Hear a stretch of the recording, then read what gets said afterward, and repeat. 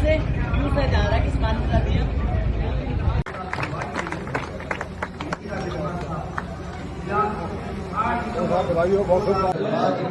मुख्यमंत्री भगवान की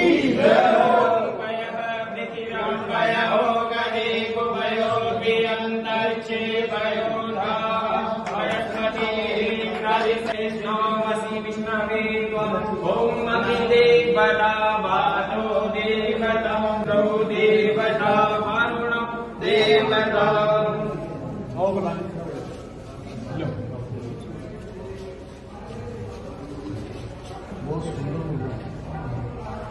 जयपुर से बताने वाले हो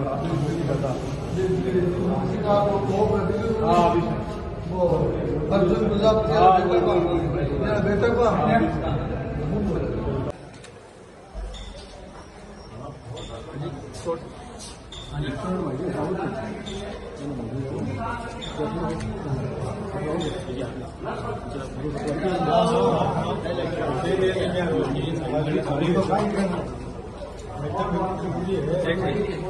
आगे की साइड है।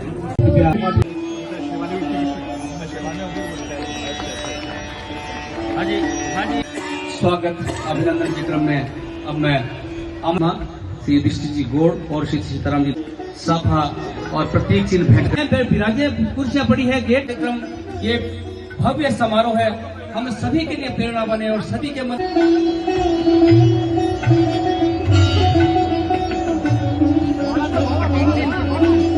से हम सबको भी स्वागत अभिनंदन।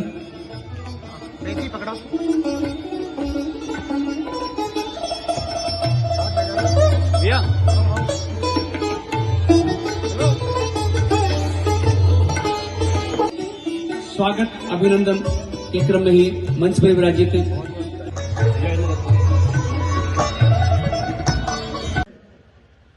लेकिन भाई जी जो भगवान करता है, कहते हैं कि जो भगवान करता है वो अच्छा करता है। एलोपैथी का इलाज तो बहुत अस्पताल खुले हैं, बहुत जगह होता है, लेकिन एमपी साहब ने जो पीड़ा जाहिर की है मन में, और जो बाकी लोगों ने भी कहा है, एलोपैथी के अंदर परमानेंट क्योर नहीं है। कुछ बीमारियों के बारे में कह दिया जाता है कि ये बीमारी हमारे से ठीक होने वाली नहीं है, ये जीवन पर्यंत चलेगी। लेकिन याद करो उस जमाने का, जब राजा महाराजाओं के समय में वैद्य होते थे और उसके बाद में भी लगातार वैद्य हुए। इस मौके पर वैद्य धनाधीश जी गोस्वामी का नाम सुना। भाग्य हमारे लोगों का भी है कि हम धीरे धीरे इस पद्धति से विमुख होते चले गए। जिस तरह से हमारी भाषा, जिस भाषा से सारी भाषाएं निकली, संस्कृत भाषा से सारी भाषाएं निकली, सारे ग्रंथ उसमें लिखे गए।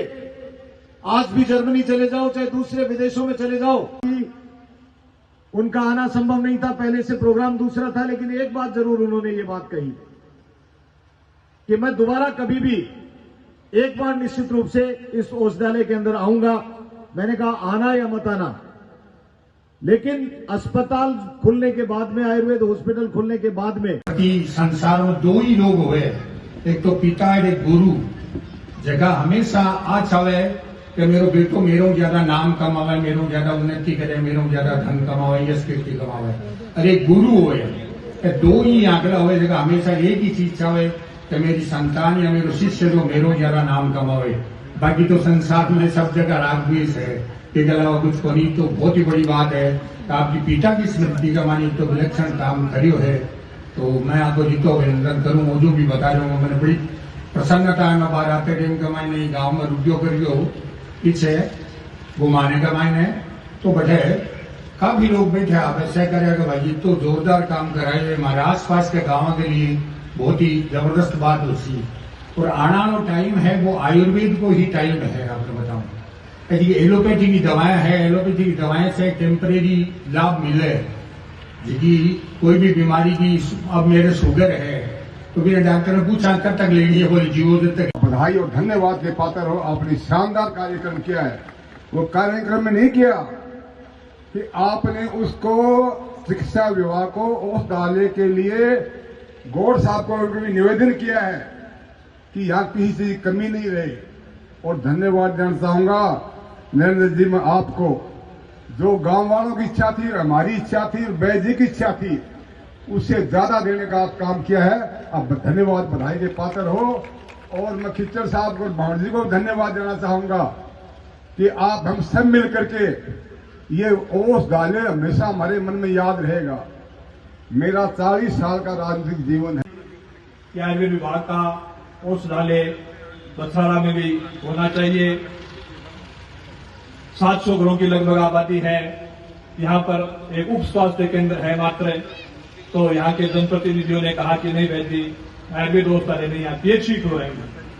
चलो भाई पीएचसी खुलाए तो और बढ़िया बात है, अच्छी बात है।